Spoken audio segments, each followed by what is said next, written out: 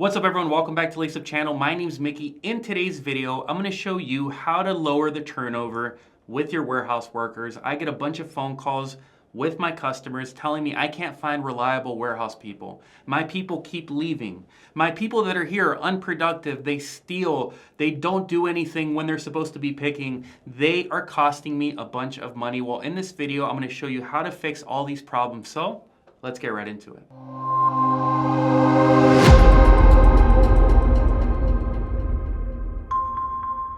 To lower the turnover for your employees, it all starts at the top. It starts with management. Management is the single most important critical component of an operation. And I know I'm saying these things in an ambiguous way, but I can't convey how important management is. A good management team will ensure that your staff has a great work environment. They got certain perks. Some of my best customers, they buy their employees lunch multiple times during the week, all in an effort to make them as productive as possible when they're executing tasks in the warehouse. Now, I don't want to get into all of this high five, smile, happy stuff. You guys know they need a good work environment, but also a good manager will ensure that your employees have a daily structure. What should they do when they come in? What's the process throughout the day? When are they receiving? When are they putting away? When are they replenishing? When are they picking? When are they counting? Every single one of these processes should be outlined for your people, and those processes, they come from a good manager. Next is all of your managers should have an open door policy. I can't tell you how much you deter a good employee when you don't allow them to communicate with you, to share their grievances, to tell you what problems they're having with your business and with their coworkers. Having an open door policy is critical to having an insight into your warehouse. But not just that. Even though you have an open door policy, your management team must be good motivators. They must be able to identify which of your warehouse workers aren't producing to their max potential, and they should be able to motivate them to get better. But motivation without any incentives is kind of a moot point, and we'll get into incentives later, but keep in mind the word incentive a little later on in the video. Last but not least, the management team must be respected.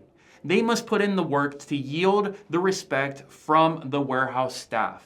They must be the ones that are constantly on top of anything or of everything, and they should be the central focal point when it comes to critical problems and critical questions in the warehouse. This person must be savvy enough to deal with problems, to juggle different things arising at the same time, and to come to reasonable solutions very quickly. And it's hard to quantify what type of person does that, but I'm sure you've seen the good people at your company that are capable of doing that, and the people who are not so good at doing that.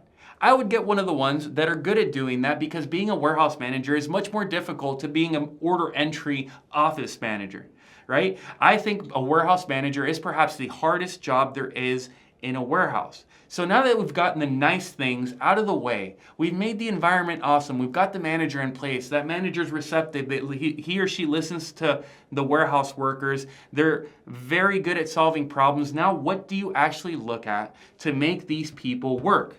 That's where incentives come in. Incentives are the only way you're going to get people to stop being unproductive, to stop stealing from you, to stop taking advantage of their 8 hours in your warehouse. Incentives, to me, were a paradigm shift that I learned when I went up to one of my most productive customers, picking over 250 cases an hour at a 99.9% accuracy metric. These guys were out of control. From wire to wire, during the picking hours of their shift, they would go non-stop. And why this is so important is because you would think they would take a break, but the issue is, if they took a break, it would lower them down from their incentive. Every single incentive, or every single employee has an incentive attributed to their cases per hour, their accuracy, and their productivity. How do you measure cases per hour? Well, cases per hour are the sum of cases picked per week, and that needs to be divided by the number of warehouse workers you have, the number of hours that they pick during the week, and then you will get a case per hour metric. What you'll find is shocking. Your cases per hour will likely fall under 100 cases per hour.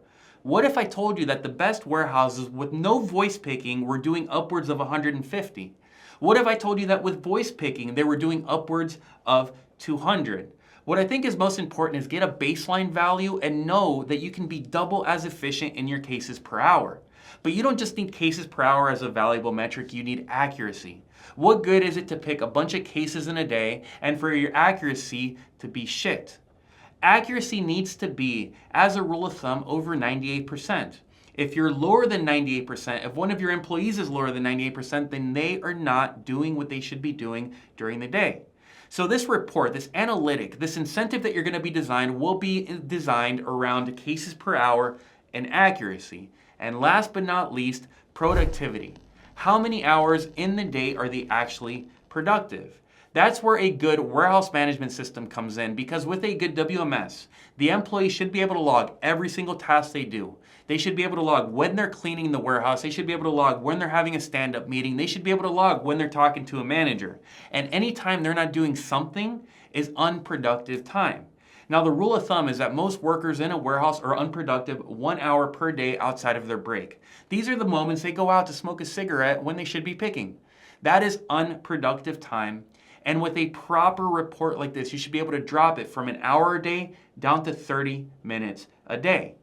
So when you combine cases per hour, accuracy, and productivity, you now have an ability to chart these people on a board and compare them against one another and incentivize the best ones with a bonus for being the highest performers.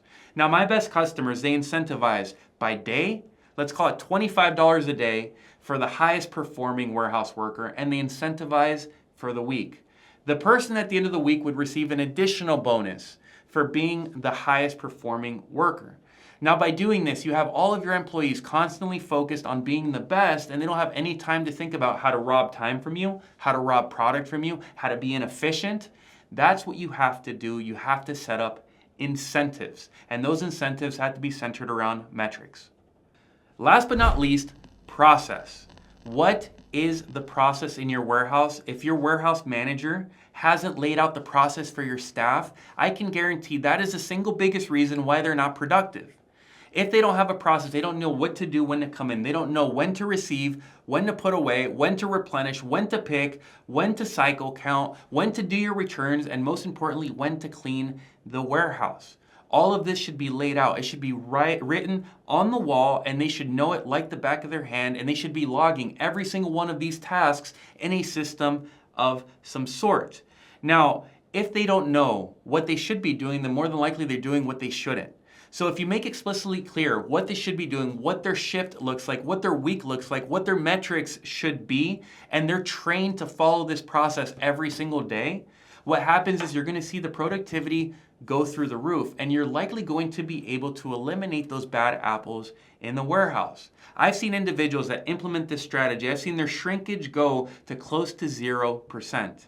I've seen their productivity go from an hour wasted a day to only 30 minutes. I've seen their cases per hour go from 100 cases per hour to upwards of 200 to 250. All of those things combined are going to save you and your team from having to outlay all this cash for unproductive workers, and it's going to incentivize those that are actually good to stay because they are going to get rewarded for performance. If they perform, they get paid. If they're fast and accurate and productive, they get cash. If they're not, they don't, and they're going to have to be coached by the manager to get better and arrive to the point where they can actually produce. If they can't produce, you got to fire them and find someone else. Nonetheless, I think that gives you a good idea of what you need to do to make these people better. That doesn't tell you how to hire the right people in the first place. That's a key assumption here. You have to hire the right people in the first place. You have to have the right manager in place as it stands, and then you can implement these metrics, these incentives, and these processes to make sure that they're as efficient as possible. Anyways, that's all I got. If you agree or disagree, go down below. There's a little comment section. Comment, let me know. Besides that, please like, subscribe, all that stuff, and I look forward to seeing you next video. Take care.